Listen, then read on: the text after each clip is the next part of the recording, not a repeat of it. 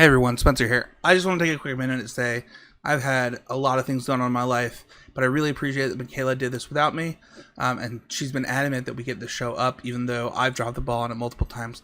I don't have time for editing, so I did a little bit of editing. Haven't been able to listen to the whole show, but I made sure that the sounds were stuff, so it's a little bit raw this episode. But I just want to give a shout out to Mikaela for making sure that this episode happened, and I hope you guys enjoy this week's episode of Mythic Cast.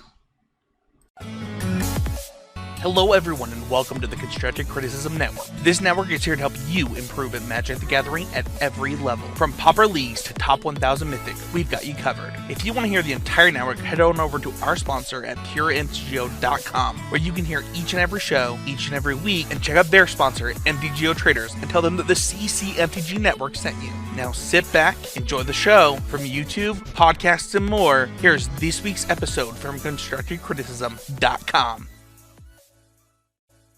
Welcome everybody to another episode of Mythic Cast. I'm Mythic Mikaela. Spencer will not be joining us this week. However, I am here with the One Jame.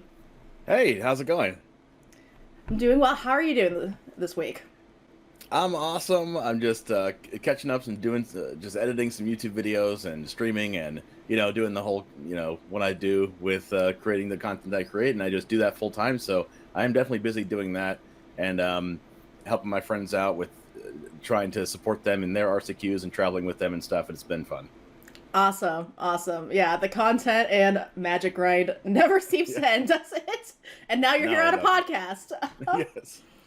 So, anyways, James, we invited you here this week because you've had some really cool accomplishments recently, and you have some really cool stories behind those accomplishments as well. And I'm excited to hear about the deck. I'm excited to hear about your journey. And let's just get right into it. So, when did you start playing Magic? I started playing Magic back in Hour of Devastation block. Backtrack a little bit. It was Amonkhet where I first played Magic. It was one draft, and I drafted Archfiend of Ifnir, and I went like 2-2 or something, but I made a whole cycle discard deck. It was super fun. But the first competitive tournament I actually played in was in Hour of Devastation block because I was trading off between playing Magic and Yu-Gi-Oh! Because I was a pro Yu-Gi-Oh! Player back then, and I just wanted to dip into Magic and see if I liked it and see if I could do it because it seemed interesting to me. So I built this crazy black-red aggro deck, which was the best deck in the format, but it was crazy because I put like a whole bunch of wizards in it too, and Wizards Lightning and all these kind of wizards because I wanted to play more of an aggro build, and I ended up getting second place, which is crazy in my first ever competitive tournament. So I was like, maybe I can play this game, and that's kind of how my Magic career started in a way. Okay, yeah, that's awesome. I know plenty of people have done the Yu-Gi-Oh! To Magic or, XTCG to Magic route, so it's cool to hear that you came up that route as well. So, yeah, you started playing some competitive play during Hours of Devastation. You're also a content creator, as you previously mentioned. What got you into the content aspect of it along with competitive? Actually, what got me into creating content was that I just didn't want to work a regular job. I kind of always wanted to do my own thing throughout my entire life. And through watching a couple streamers, namely, I was watching Jeff Hoagland and I was watching like Delmo on Twitch and a little bit of Crokies, and I was like, well, if they can do it, I could definitely do it. So I just kind of bit the bullet and turned on my stream and was like, heck, I guess I'll try to do it. And I kind of have a little bit of an addictive personality, so I kind of just got like addicted to the grind of trying to up my viewer count over time, and I just liked playing Magic at that point, and I played Arena exclusively, and I just thought if they could do it, I could do it, and here I am now. Okay, that's really awesome. Congratulations on that success. So what's the biggest lesson that you think you've learned playing Magic? I think the biggest lesson I've learned is patience, learning to actually take your spots and not make the obvious plays sometimes. That if you are stuck in a situation of whether you don't know what play you want to do, try to take the patient route and maybe don't kill their Graveyard Trespasser. If you don't know what Graveyard Trespasser is, it's a creature that has ward ward discard a card. So if you target it with a spell or an ability, you have to discard a card, or else unless it gets countered. And sometimes it's better to just not remove the card and just try to make them try to trade with your thing, and just like at all costs try not to discard a card. Whereas some people might take the chance and kill it immediately and discard the card. Where I think if you just have a little bit of patience in times like that, that it could work wonders for you. And actually, a situation happened like that in the RCQ, and I ended up winning because of it. My opponent had way more cards than me and better cards, but I ended up taking the spots that I could and waiting for the right time to play my cards. And I think that's the biggest lesson I've learned over time. And it's so easy to be so impulsive with decisions. With, I have a removal spell, they have a threat, kill it now, it must die. And sometimes it's better just to like take a step back, ask yourself if it really matters, if that card on their board really matters right now. If you can just cast another creature and try to double block it instead of using your removal spell, saving it for the next play, things like that, has brought me so far in being better at Magic. Oh yeah, absolutely. I hear you, because I know I personally sometimes, especially playing Arena, I get into that like, oh, play A, B, C. This is how we play this deck, you know, and you get into those motions, and sometimes those motions are not the correct thing to be doing in every scenario. Yeah, imagine thinking when you're playing. Look, half the time when I'm queuing up Arena, I'm I'm zoning. But yes, I know. Yeah, thinking... when you're playing Arena, you just zone out. Yeah, unless you're in a tournament. No, that's super relevant and really good for our viewers to hear that, you know, think through those plays. Don't just go through the motions. Right. Okay, so yeah, you brought up this play in the RCQ. Can you tell us more about that, your path to qualifying for the regional championship? Oh my gosh, my path was brutal. Okay, I top 8'd 10 RCQs in a row before I actually won my RCQ. And I'm not sure how it is and how competitive it is in other parts of the world, but here in Central Florida, it is crazy competitive. The RCQs can get up to like 70, 80 people. They're like 7 rounds, and that's just before, and even that's before top 8. So you have to get through 7 rounds and then get into the top 8 and then beat a whole bunch of people that have gone through the 7 rounds also, and you have to beat all of them. So there's a lot of times where I lost in top 8, I lost in top 4 to a really good matchup, and it just felt impossible. And eventually, on my 11th top 8 in a row, I ended up winning. And it was with a build that I had never played before too, so it's really weird. Luckily, this RCQ was about around 50 players and not 70 or 80, so I had a little bit of a better shot. But it was still a large grind to win one in Central Florida. Yeah, absolutely. A 50-person RCQ is not, you know, it's not necessarily easier. Maybe just the odds of I could be the top might be a little bit more in your favor. Yeah, slightly more. I mean, I've definitely been a part of multiple 60, 70-person RCQs around here. Mm-hmm. Yeah, those are, to me, those are like old school PTQ day numbers. Right. Yeah, it's good to hear that, you know, Central Florida is pulling those types of numbers for these events, because I think there's a lot of conversation around, oh, these events don't get a lot of people attending, and no, they're serious competitive events that people are showing up and want to win along with you. And that is when we talked about this journey that you had when we talked in Philly, and I am just so impressed by just sticking it out and showing up every week and after week, coming so close and just not quite getting there. So I want to know more about how did that impact your game, and is there anything that you did between these events to keep trying to push for that end goal? I was definitely salty. I was like, how did I lose the 9th RCQ in a row after top 8ing it? But I only feel that way for a little bit of time. Whenever I go to a new RCQ in a new event, or even a new round in a tournament, I always just pretend like, okay, I'm just going to win this one match and beat this one person in front of me, and that's it. So when it comes to different tournaments and in between events, I say, okay, I don't care what's happened before this. I don't care if I've top 8'd 8 in a row. I'm not going to let that kind of affect my play and do like more greedy lines, or, you know, try to play outside of my game. Like I said, I like to play patiently, and I'm not going to let that affect my game. I'm just going to say, okay, this is a brand new tournament. I basically just forget about the 8 in a row or 9 in a row that I top 8'd before, and just think every match is a new match, and I'm just beating the person in front of me. And as long as I kept a level head like that, and made sure that I treat every new match and new person as just one singular opponent, eventually I would win an RCQ, and that's what happened. That's so awesome.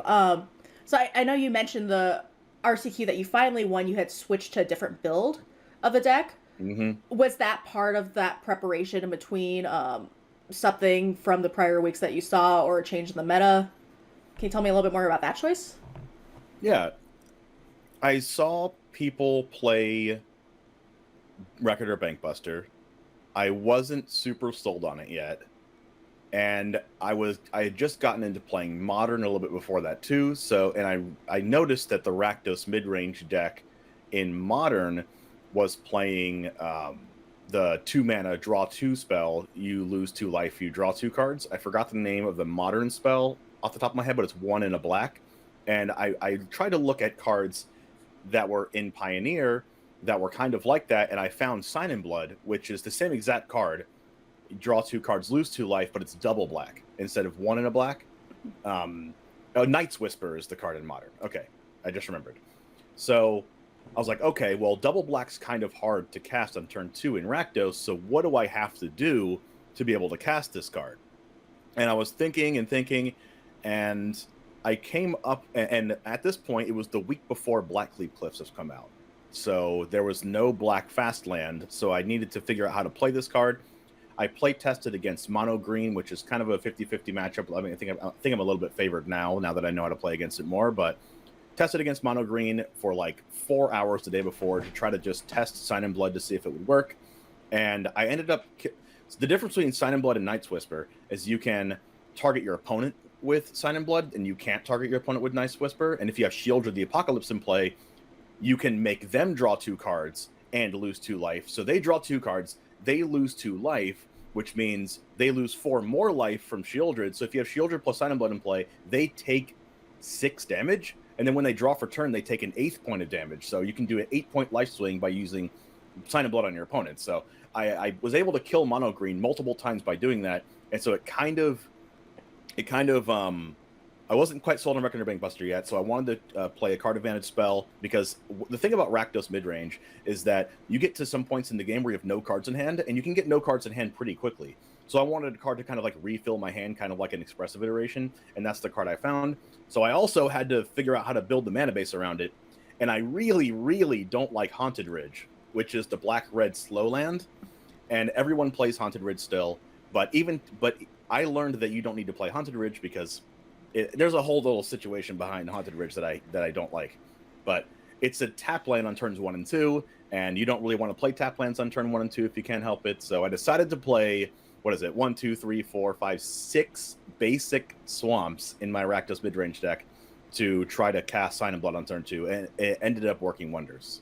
So I probably talked about too much there, but I love it. I love it. We're playing double lightning bolt in Rakdos. Yeah, right. Exactly. I Sign in Blood my opponent for double lightning bolt. Mm-hmm. Divination, double lightning bolt. I don't know. Whatever we want it to be. So. Yes, exactly. So yeah, I figured it would be a lot of mana investment to play Reckoner Bankbuster and then use 2 mana to draw a card and then use it again, then use it again.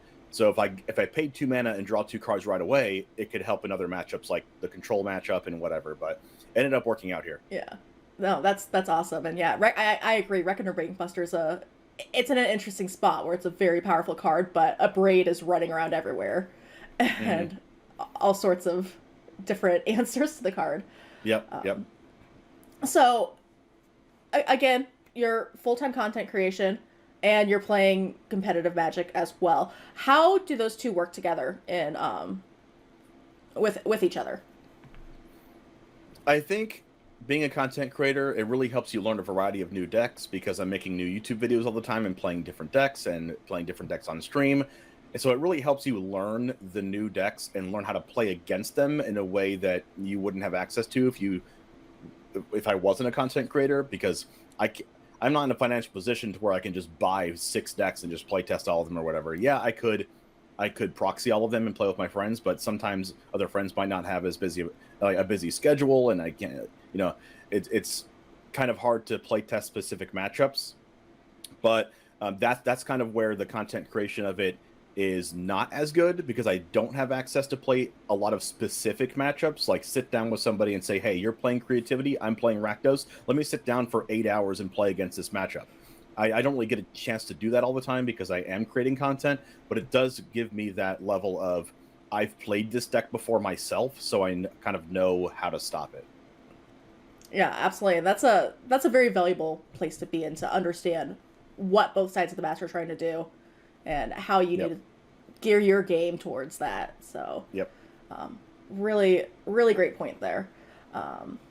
So, you also recently won a game day with Rakdos, in addition to this RCQ about a month prior. What makes you keep coming back to the deck? I love mid-range decks, and when I found out that Rakdos mid-range was one of the best decks, if not the best deck in Pioneer, I had to jump on it immediately.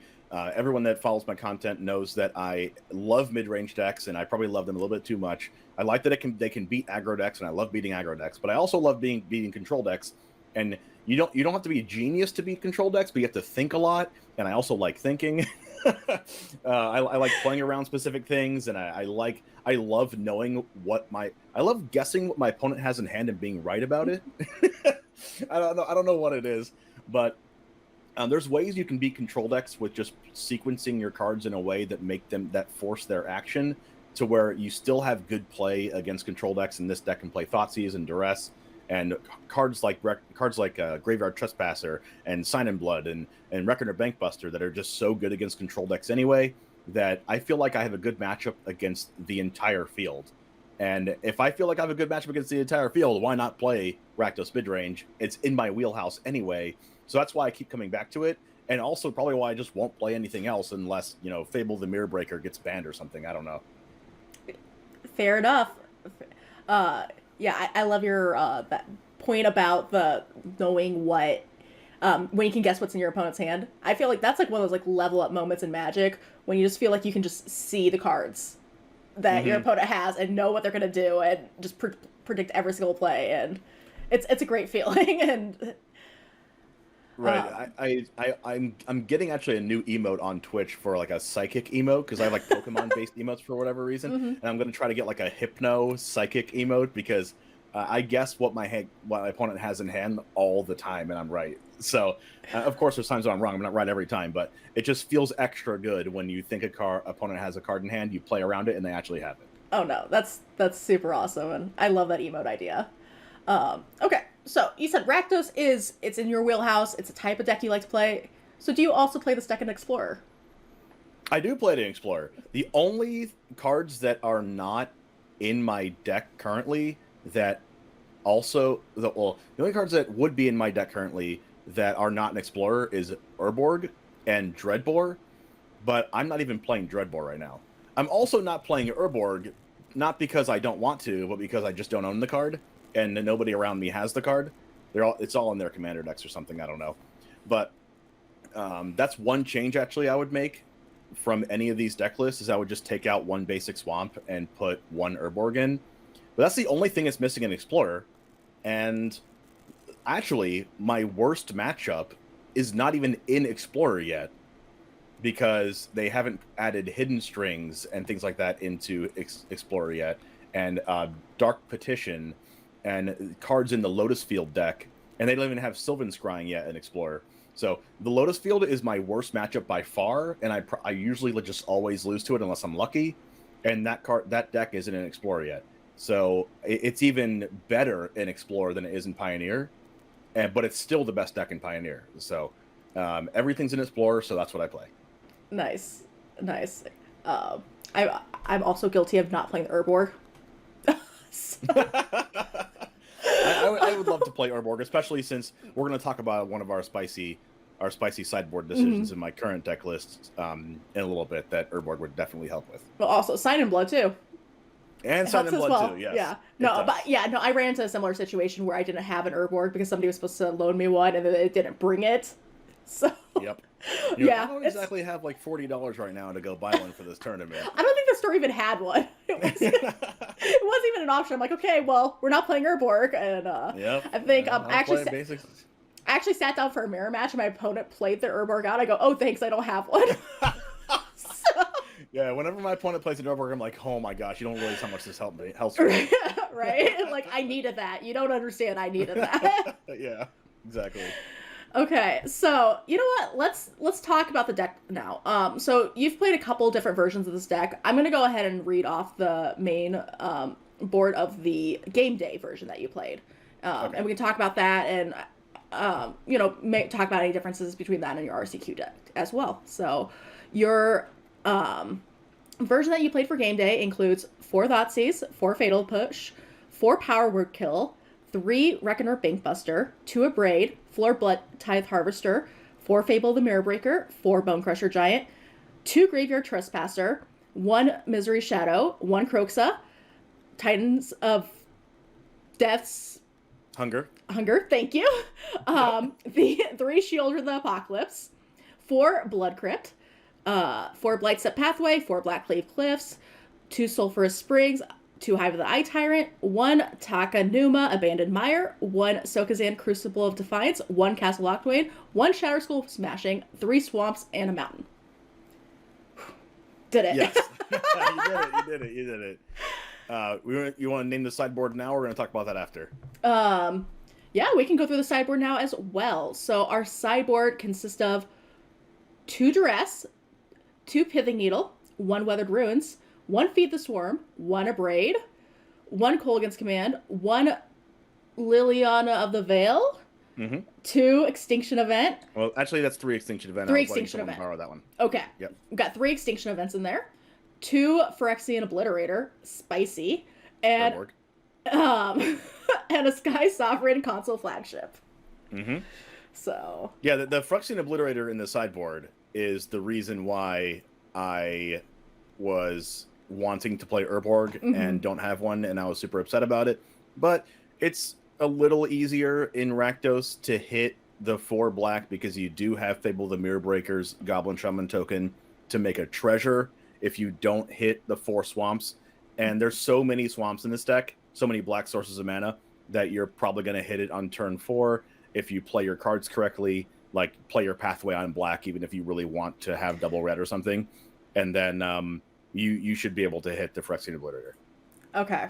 Well, that's good to know. Because, yeah, for black mana is always a little scary. Right. So what would you consider your key cards in this deck? My key card number 1 is, of course, Fable the Mirrorbreaker kind of goes without saying, but it's probably Blood Tithe Harvester. What Blood Tithe Harvester does for this deck is it kind of carries, honestly. It's a 2-mana 3/2 that is good against control decks by killing them as fast as possible. It's one of your it's the most important turn 2 play against mono green, blue-white control, anything that you want to be able to kill them fast. It's also one of the most important plays, turn 2 plays, against mono-white humans, because one of the best plays you can do is, after they play their Thalia, Guardian of Thraben, you can get rid of the Thalia with Blood Tithe Harvester, and then cast your 2 removal spells if you have them, or cast your Fable the Mirror Breaker, where Thalia is really, really good against this deck. It's a removal spell, it's a 3/2 attacker, it also makes the blood token, and it doesn't have to sacrifice the blood token with its ability, so it lets you get card filtering later on down the line if you end up flooding out, which is why sometimes I play 25 lands in this deck, and you'll see 25 lands in most of my Rakdos builds. Right now, specifically, I'm at 24 lands, but I like to go to 25 because you do have the card filtering with Blood Tithe Harvester, so it just does way too many things for a 2-mana card. It just does everything, so it kind of carries. So that's my first key card of the deck. Awesome. What would be your next key card? My next key card is obvious. It's Fable the Mirror Breaker. It combines with Blood Tithe Harvester to be able to pick off my opponent's entire board by making copies of Blood Tithe Harvester, which is also one of the reasons why Blood Tithe Harvester carries in this deck. But Fable the Mirror Breaker kind of goes without saying. it does too much. It's a 2/2. It makes treasures. It forces removal on the 2/2. It filters your hand. You discard your fatal pushes and power word kills against control to try to draw into more thought seizes and bank busters and more fables. It discards your lands if you're flooding. It discards. It just fixes your hand. And then it becomes a 2/2 reflection of Kiki-Jiki, so your opponent has to waste another removal spell on that. So it's a 2-for-1 in that way. And it also just supercharges your deck in a way that not many other cards can do in Pioneer, especially in a mid-range deck. And I have a really cool interaction with Reflection of Kiki-Jiki that people might not be doing often enough that I will talk about later. But the key card number 2 has to be Fable the Mirror Breaker. Yeah, that card is a powerhouse. It really is. I personally hope it survives in Pioneer for a while, because I also love playing this deck, but I would be scared I hope it does. that. And what would you consider the third key card? The third key card we already talked about, so I won't go into too much detail with it, is Sign in Blood. Sign in Blood was amazing in the RCQ. I ended up playing against Blue White Control twice. I beat Blue White Control in the finals because I went turn 2 Sign in Blood. They didn't have a counter for it. I drew 2 cards. I Signed in Blood again on turn 3 to draw 2 more cards. And I ended up playing Thoughtseize plus Fable the Mirror Breaker on turn 4, another Fable the Mirror Breaker on turn 5. Then they used Farewell to sweep my whole board. And then I went turn 6, double Fable the Mirror Breaker again. So I had 4 Fables. And a lot of that was because I drew 4 cards with Sign in Blood. It was super good. And it just kept the cards flowing in a way that not many other cards can. And that's the reason why I tried to play Sign in Blood. But since I stopped playing Sign in Blood, and you see I didn't play Sign in Blood in the deck list that you just mentioned, is because I am on Reckoner Bankbuster now. Being able to be a 4/4 is probably the most valuable part about Bankbuster. Paying 6 mana over the course of like 3 or 4 turns to draw 3 cards is very, very good. But I like it more for the interaction with Reflection of Kiki-Jiki, which we'll talk about later. But the actual key card that's not Sign in Blood for my deck currently is a Braid. You see I main decked 2 copies of a Braid, and that's because Creativity won the Pro Tour. And Reed Duke did amazing with that deck, and congrats to him on that. But that's the reason why I played a Braid, and a Braid is a general good removal spell against Mono White. It kills Llanowar Elves on turn 2. It does all the stuff that you want a regular removal spell to do for the most part. But it also kills artifacts, so it's good against a couple bad matchups. It's good against the Gruul Vehicles deck that is a nightmare matchup for this. It's probably my second worst matchup outside of Lotus Field, and a Braid, it kills the Seeker's Chariot and kills the Sky Sovereign Console Flagship, and that deck has like 4 copies of each of them, so you really need a Braid. And a Braid kills the artifact when they go to target it with Indomitable Creativity, and they can't win the game. So it does everything this deck wants it to do. I can pick my spots with it, and it's also good against some bad matchups. So that's the third key card. Love it. Yeah, a Braid is for such a specific card. It is rarely a dead card. Very rarely, yes, and that's what I love about it. Yeah. Okay, so we dig into the mana base a little bit. You said you'd like to see an Urborg in this deck over one of the swamps to help with like the Phyrexian Obliterator in their sideboard. Is there anything else about this mana base that you want to touch on? Yeah, Shadow Skull Smashing is a card that I will never ever take out. I tried. I didn't want to play it for a little bit, and then one of my Rakdos Mirror Matches opponent months and months ago played it against me, and it was pretty good. So I put it in the deck just to try it out, and then it has never been bad for me ever. I kill multiple 1/1s in the mono white matchup. It can kill Planeswalkers, which comes up a lot against the blue white control matchup against mono green. It's just one of those cards that is just maximum utility. It's never a dead card. If you need it to be a land, it's a land, but it's also just a removal spell. I've actually killed blue white control has played a couple. They had a Lyra Dawnbringer and a Baneslayer Angel on the board at the same time against me, and then I had 8 mana, so I Shadow Skull Smashing X=6 and killed both of them. And that's a pretty powerful land, I must say. So I am never going to cut Shadow Skull Smashing, and it's my favorite land in the deck. If you can play the card versus blue white control, where that's Exactly. it's got to be a solid card to have in there. Exactly. Okay, so you'd alluded to that you have a couple of interactions that you really like in this deck. Can you tell us about some of those? Oh yes. Yes, I talked about the Shieldred plus Sign in Blood thing that I did at the RCQ and tested against Mono Green. So that's my first cool interaction that I've already touched on. But the other interaction I think people don't do enough in Rakdos midrange is when you have Fable the Mirror Breaker, the reflection of Kiki-Jiki side, that doesn't have Summon Sickness anymore, plus Record or Bankbuster, and awaits accrue it. Okay, what you do is on your opponent's end step, you draw a card with the Bankbuster, and then you crew the Bankbuster while it's tapped. And then you have a tapped Bankbuster on your board, and then you use Reflection of Kiki-Jiki to copy the Reckoner Bankbuster. So then it becomes it enters with 3 counters again, and you have a token copy of Bankbuster, and then you draw with the token copy of Bankbuster also, and then you go to your turn, and now you have 2 Bankbusters, and one of them is a token. So you can now draw 2 more cards with both of your Bankbusters, and then you have to sacrifice the token copy of Bankbuster at your end step, but then you get to keep doing that every turn. Crew, make a copy, draw a card again, and you get to keep doing that every single turn. So it's 4 draws per turn cycle just by having Record of Bankbuster plus Fable the Mirror Breaker. And one time I was playing against Blue Eye Control in a tournament, and I had like 12 permanents in play, and I was discarding to hand size against Blue Eye Control. And that was like after their sweepers and after all their counter spells and everything. I was drowning them out with card advantage. I think I had like 15 cards left in my deck because I drew so many cards, and it was just the best ever. So I don't think people do that enough, and you should probably go for it in the chances where it makes sense, and you should definitely try to go for doing that. I love it. I'm never going to argue with that. Somebody telling me to draw more cards. So Yeah, why win the game when you can draw cards? You know, I could have a 4/4. Or I could draw a card. yeah, right. I could put you to 0 life, or I could draw a card. So anyway, so we talked about the sideboard previously. Now let's talk about some of your plans with sideboarding. So when you're going against an aggro deck, so mono white, mono red are kind of the 2 that come to mind for me right now. What's your plan?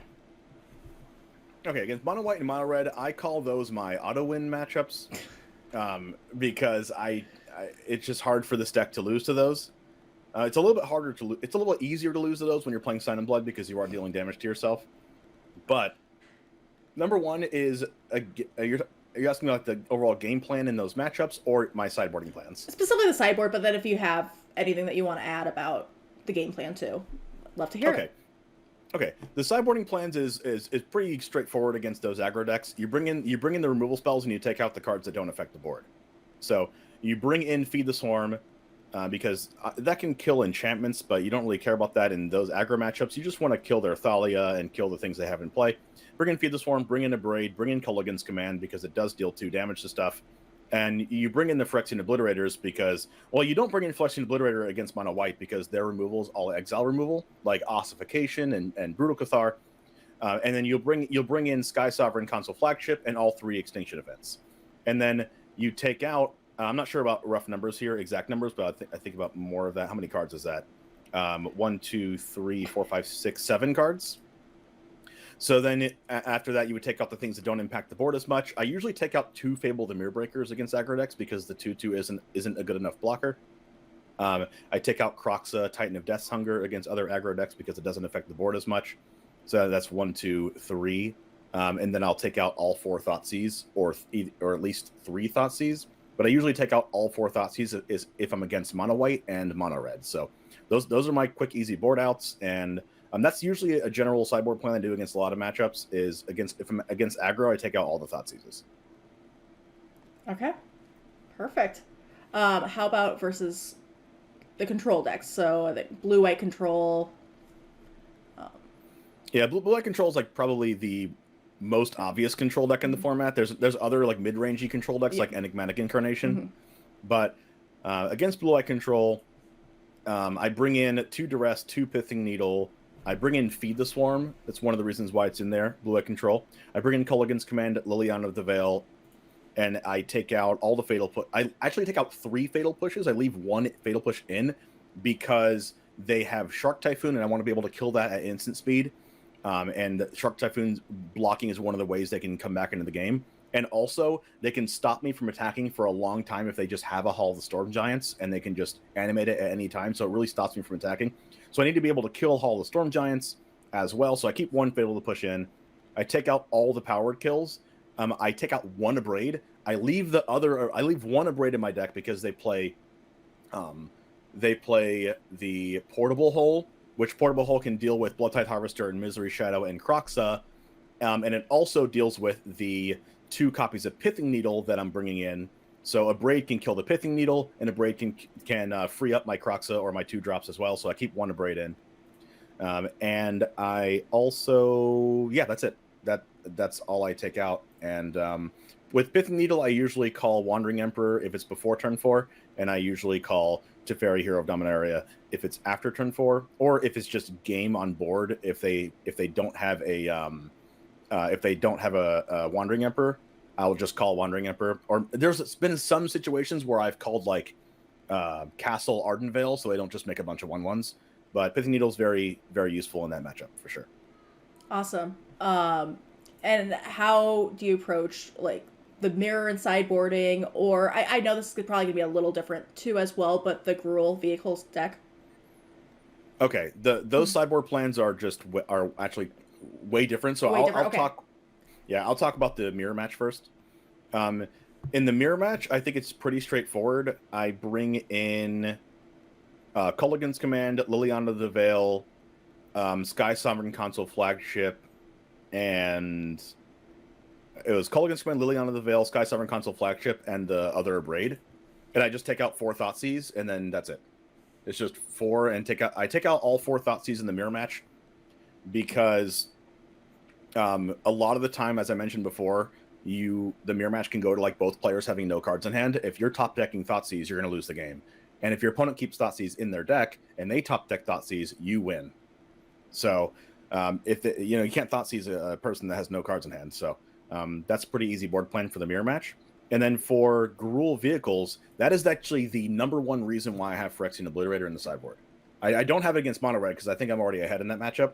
But Gruul vehicles is like the second most nightmarish matchup for this deck. So against vehicles, I'm bringing in the Pithing Needle to call their vehicles so they can't attack with them.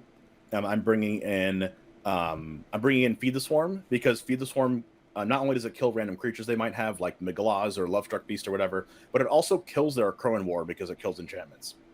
And that's very important. One of their ways to beat my deck is to I remove their creatures, I stabilize by playing a Shieldred the Apocalypse, and then they use a Crow and War stealing my Shieldred, and then I lose.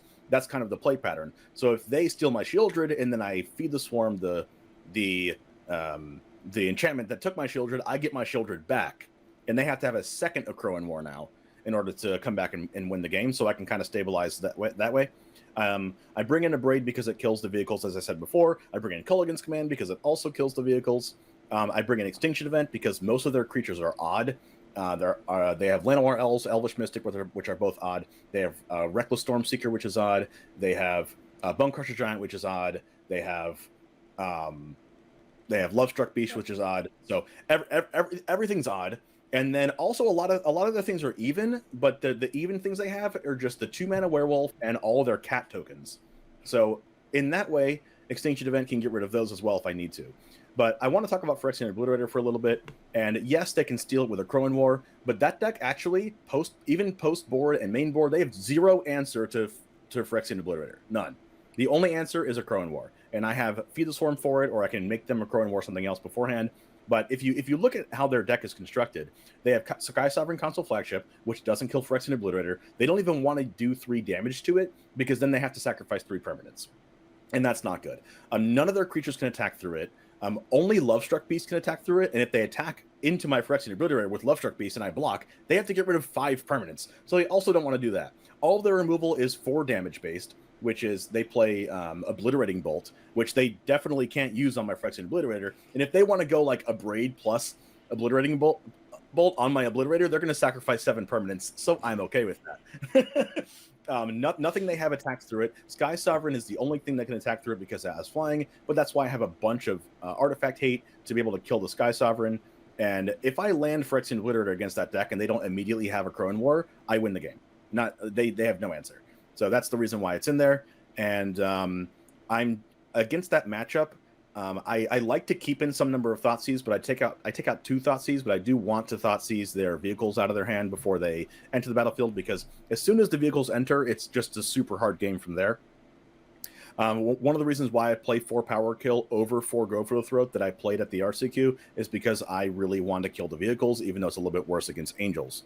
But I usually always take out Graveyard Trespasser in that matchup, because Graveyard Trespasser can't attack through their things, and they have a lot of things like Lovestruck Beast and Bone Crusher Giant that are very good blockers and attackers through Graveyard Trespasser anyway.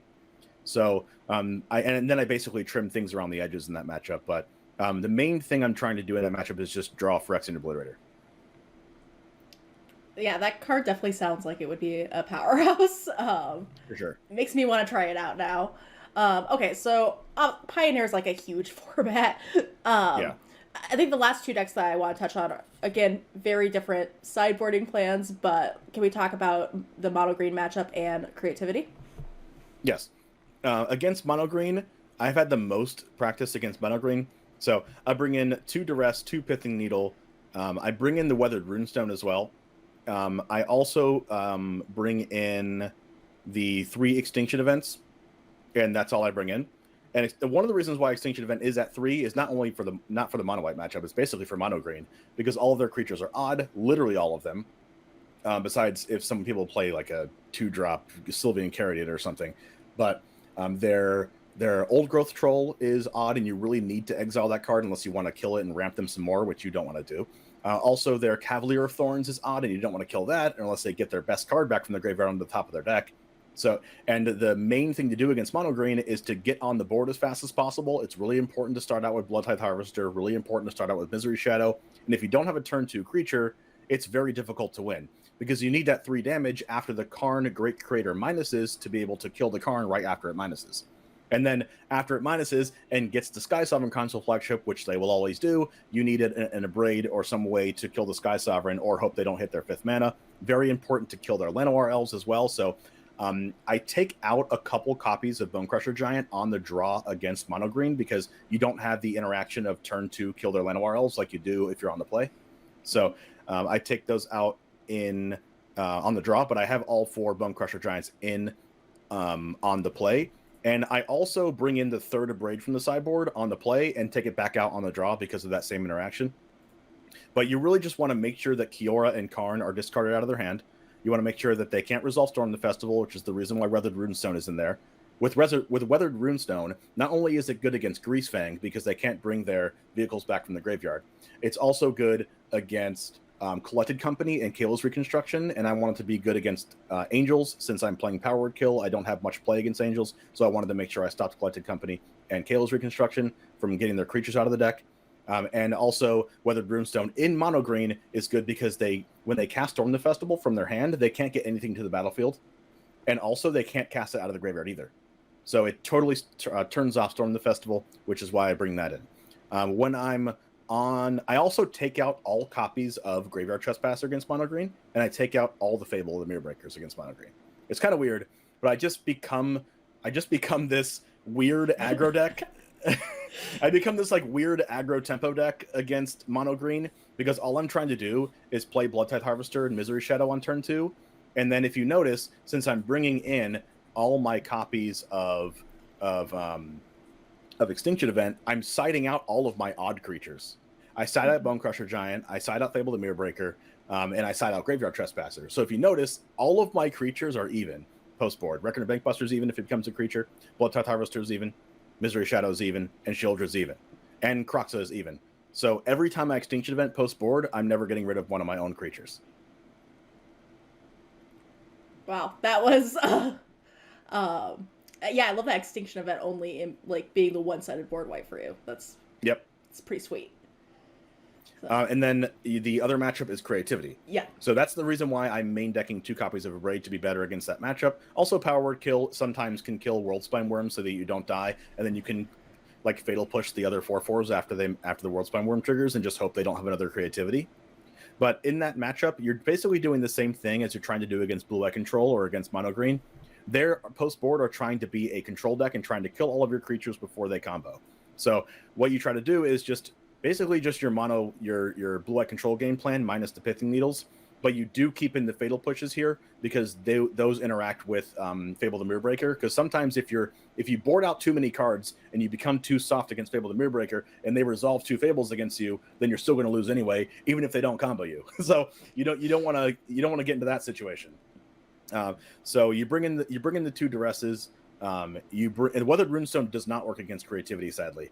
But you bring in the 3rd Abrade, you bring in the Culligan's Command, and then I bring in 1 Extinction Event because after I kill the World's Spine Worm, I kind of plan on the World's Spine Worm kind of eventually coming out, and then I kill it, and then I Extinction Event the rest of their board. So I bring in 1 Extinction Event there, and that's it. And the cards I'm taking out are a couple power word kills, and I just try to become like as aggro as possible. I take out.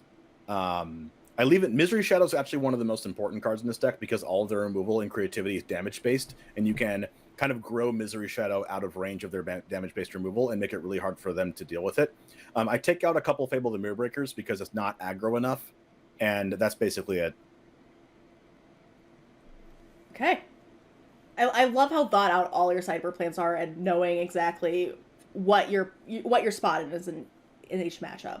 So yeah, that's the thing about mid-range decks. Like, if you don't have like a specific plan against a matchup, you could just get steamrolled. So as long as you're like, okay, I'm against this matchup, I have this exact plan that I've executed in the past, and this is how I've won the match against this. Okay, I'm going to stick to this plan. Before, when I played against Mono Green in the past, I thought it was like the worst matchup ever. And then now I think I'm actually like 60-40 against Mono Green because I tried out like 5 different things in a row, testing for a little while against one of my friends. And I was like, okay, let me try out this 4-mana 6/6 flyer because they can't deal with 6 power flyers. But then I couldn't kill them in time. I was too slow.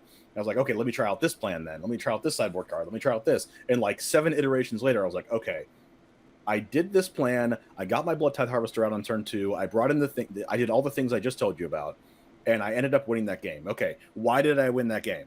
Okay, I pressured the Karn, and I killed Karn every time it minused. Okay, cool. I need to do that next time. And then over time, you learn, okay, I did this thing, and I won. Okay, let's try to repeat that. And over time, you have like 6 or 7 or 8 things that you did that won the game in the past, and then you just like try to culminate them all together. And it turns out that when you do that, you tend to win the game more often than not. yeah, absolutely. Yeah, getting it so that you're like green like feels like a good matchup, and you're like not afraid to be playing against green. Love that. No, I actually like playing against green now. That's awesome, and that's a good spot for Rakdos to be because I don't feel like the deck was in that spot previously. Right. No, not at all. So, okay, so I know RCQ deck you played Sign in Blood. You recently switched to Reckoner Bankbuster. Is that a change that you're gonna stick with? Are there other changes that you're thinking about making to the deck? That change is a change I'm going to stick with. Probably mostly because of that cool interaction with Fable plus Bankbuster. Mm-hmm. And Bankbuster pressures Planeswalkers because you can play the Bankbuster on turn 2 and then turn 3 play your Blood Tithe or Graveyard Trespasser or even Kroxa and then crew it with the Kroxa on the stack of it going to the graveyard and really pressure your opponent's Kiora in mono green, pressure other Liliana the Veils, and also really good against blue eye control. If there's a resolved Reckoner Bankbuster against blue eye control, it's probably just they can't win the game after that because it's just so much card advantage.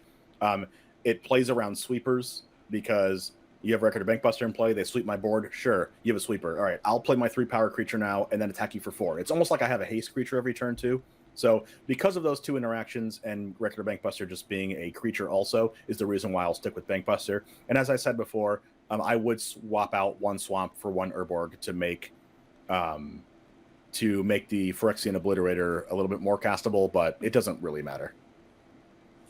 Awesome. Okay, so let's get into we've touched on this a whole bunch. I think I've kind of got the vibe of like what you want to play against. The listeners probably have, but you know, let's say it out loud.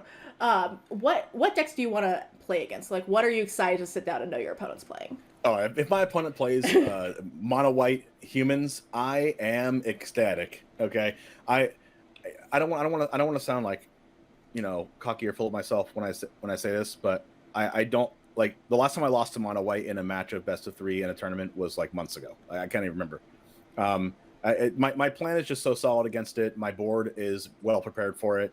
I know what they can bring in against me. Like, I even bring in Feed the Swarm against mono white. Not only does it kill creatures, but it kills Wedding Announcement, and that's the card they bring 4 copies of in against me post board. And you should have seen the look on one of my opponent's face when I Feed the Swarm their Wedding Announcement. They were like, "Whoa, that was really good."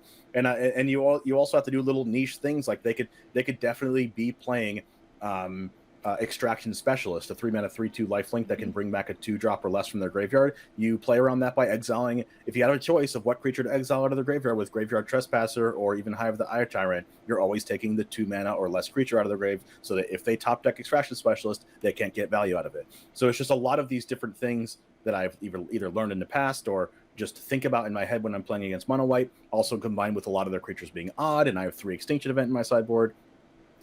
It just doesn't really feel like I can lose that matchup. So I do want to play against mono white humans if I had the choice. Awesome. Yeah, it seems like a great matchup, and you're very well prepared for it in both your build and your knowledge of the matchup. So is there what deck do you not want to see? I don't want to see Lotus Field. That's just like an auto loss.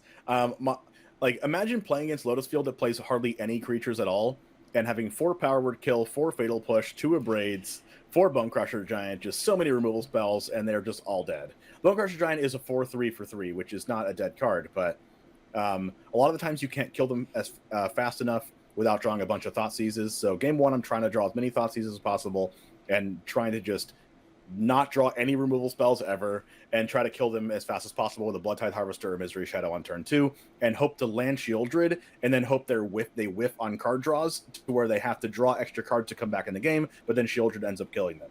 So that's my game 1 plan, just get lucky. And then game 2 and 3, it's also get lucky because they play Leyline of Sanctity, and I have to hope they don't draw that for my 4 Thoughtseize and 2 Duress out of the board. And not only that, they have Leer, which means I kind of want to keep in a Power Word Killer or 2 to kill Leer, but then I don't really want to keep removal spells because, like, what if they don't draw Leer, and then I have this removal spell just baking in my hand under the sun, and it's just unable to be used.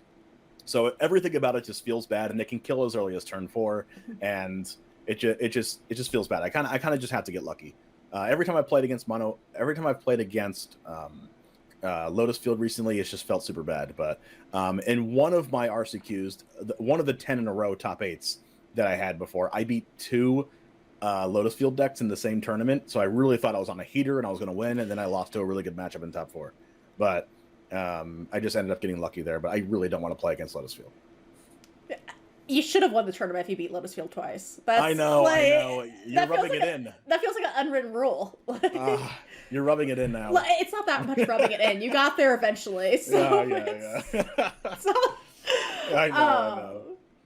So, okay. So, I think I know the answer to this, but are you still going to play this deck moving forward? Oh yeah, 100%. Until something crazy happens, like if Fable the Mirrorbreaker gets banned or whatever, or something happens. If Fable the Mirrorbreaker gets banned, I just might move to mono black. But the red cards are also so good with Kroxa, Shadow Skull Smashing, Bloodtithe Harvester. Like I said, was kind of the glue card for this deck. Abrade being super good against matchups. Like if you play against Creativity or anything playing artifacts and you're playing mono black, so you don't have access to Abrade or Culligan's Command, it's super difficult. So even if Fable Mirrorbreaker gets banned, I might even just still play Rakdos, just because I would have access to Bloodtithe, Bone Crusher Giant, Abrade, and Culligan's Command. Yeah, the red definitely adds a lot of power to the deck. For sure. So, anyways, thank you so much for joining me this week and talking about Rakdos, talking about your journey. I'm so glad our listeners get to hear about your experience with this deck, but also just that journey getting there, where it's not always, oh, I just showed up and I did well and I won. Sometimes it is a grind, and it is a lot of consistent work and just like being so close and not quite there. Yeah, it was so brutal. When you're at that point where you're getting so close and you make top 8 every time in like 50, 60 person RCQs, and then not making it 10 times in a row, it kind of messes with your mental a little bit. That's why I was saying, like, you just have to just pretend it's a brand new tournament, and you didn't lose a whole bunch of times in a row before that. Yeah, that's so important, and that's one of the hardest things to learn in Magic, and be able to do. Just come back every week and try to do better. Anyways, James, you're an amazing content creator. Where can our viewers find you? You can find me on YouTube at the One Jame. You can find me on Twitch at twitch.tv/the One Jame. Twitter is the One Jame as well. TheOnejame. On TikTok and Instagram at _One Jame. And I run a podcast called the Nuts and Bolts Podcast. So make sure to check that out with me, Airball, and Michael Sinclair II. I'm also a tournament organizer. I have run the tournament called Stream League before. And I'm also grateful to be sponsored by the amazing Cool Stuff Inc. and a proud member of Top Deck Studios with MTG Nerd Girl and friends. That's awesome. Everyone, make sure you check out the One Jame. Like I said, it's been great having you. Our podcast is on the Constructive Criticism MTG network. I'm gonna let Spencer just fill this all in because this is not me. Yes, he usually does that. So. Yep, we're just gonna do that. This my note to Spencer. Do this, please help. Please help. Help. Anyways, I'm Mythic Mikaela on all social media. Hopefully next month's show, Spencer will be back and we will have another wonderful guest for you. Again, James, thank you so much for being here. Thank you so much, Mikaela, for having me on.